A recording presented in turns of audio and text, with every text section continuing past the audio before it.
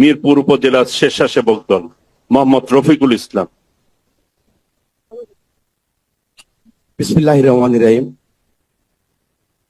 আমার প্রশ্ন, আমাদের এই কুষ্টিয়া জেলা বিভিন্ন ভাবে আমাদের এই কুষ্টিয়া জেলাকে বাংলাদেশের প্রত্যেকটা জেলায় সাংস্কৃতিক জেলা হিসাবে স্বীকৃতি দান করেছে।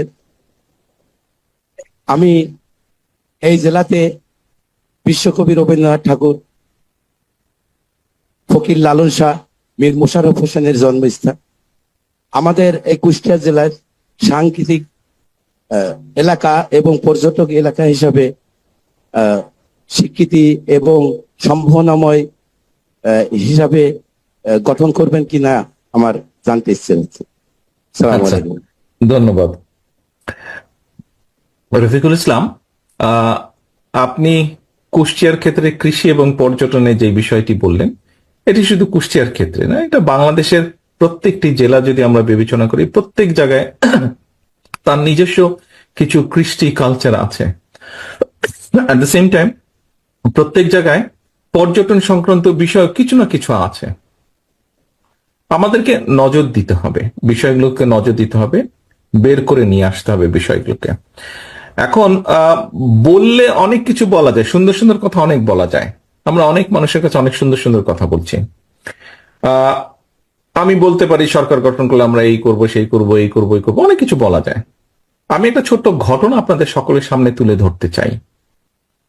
এখন ঘটনাটা দিয়ে আপনি যদি কমিটমেন্টের বিষয়টি বুঝতে পারেন খুব ভালো, যদি বুঝতে না পারেন সেটা আমাদের জন্য একটু পেইনফুল। কারণ ঘটনাটা কি আপনাদের সকলের সামনে আমি ঘটনাটা তুলে ধরছি। ঘটনাটা বেশি দিন আগের না, 1 মাস আগের ঘটনা। 16ই ডিসেম্বর। 16ই ডিসেম্বরে আপনারা দেখেছেন সবার আগে বাংলাদেশ নামে একটি কনসার্ট হয়েছে ঢাকায়।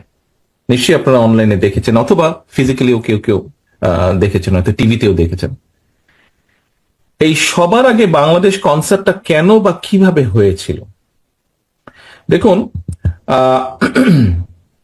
স্বৈরাচার, এই যে পলাতক যে স্বৈরাচার পালিয়ে যে গিয়েছে, আমরা গত 15 বছরে দেখলাম যে কিছু হলেই ওদের এই পার্শ্ববর্তী দেশ থেকে শিল্পী আসে, আমাদের শিল্পীদের কোনো খবর টবর নাই।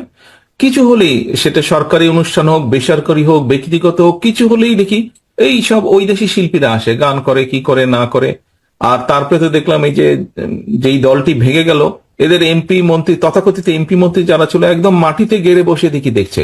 খুবই ইনসাল্টিং ব্যাপার ছিল, নিজেকে খুব ছোট মনে হতো যে এটা কি করছে এরা। আচ্ছা, তারপরে এরা পালিয়ে গেল। 5 তারিখে পরিবর্তিত অবস্থা হলো।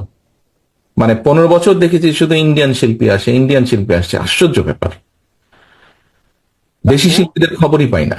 আচ্ছা, এই 5 তারিখের পরিবর্তন হলো। 5 তারিখের পরিবর্তনের পরে হঠাৎ করে দেখলাম, এতদিন দেখলাম দিল্লি থেকে আসতো, এখন দেখি ইসলামাবাদ থেকে আসা শুরু করলো। পাকিস্তানি শিল্পী আসে, এসে এই কনসার্ট করে, ও এসে এই কনসার্ট করে।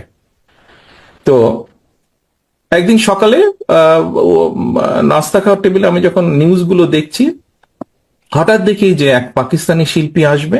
কেন পাকিস্তানি শিল্পী আসবে? সে আসবে বৈষম্য বিরোধী আন্দোলনে যে সকল ছাত্রছাত্রী আহত হয়েছে বা বিভিন্নভাবে ক্ষতিগ্রস্ত হয়েছে, তাদের জন্য ফান্ড রেজ করবে। সেই শিল্পী কোনো পয়সা নিবে না, সেই ফান্ডের জন্য যা পয়সা উঠবে সেটা সব তারা সেই ফান্ডে দিবে। কিন্তু ওখানে একটা ভিতরে লুকোনো ব্যাপার ছিল, বিপিএল এর খেলা ছিল। সেই বিপিএল এর খেলার নাম করে সেখান থেকে পত্রিকার নিউজে যা আমি দেখলাম, 3.5 কোটি টাকা সে নিয়ে যাবে বা নিয়ে গিয়েছে। সকালে নিউজটা দেখার পরে আমার খুব মেজাজ খারাপ করলো, খুব বিরক্ত লাগলো। আমি তখন আমাদের দলের যারা এই কালচারাল লাইনে যারা কয়েকজন জড়িত আছে, এরকম কয়েকজনকে আমি ডাকলাম। আমি ডেকে বললাম যে দেখো, সামনে 16ই ডিসেম্বর আমি একটি কনসার্টের আয়োজন করতে চাই ঢাকা শহরে।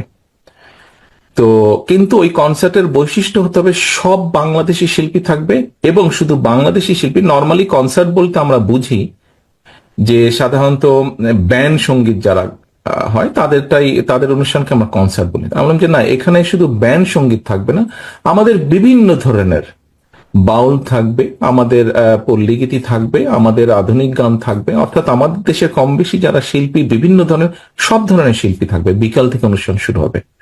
কোথায় করবে কোথায় করবে আলোচনা করে তখন আমিই বললাম যে কেন আমরা মানিক মিয়ার সামনে করলে সমস্যা কি হয়? আমাদের তো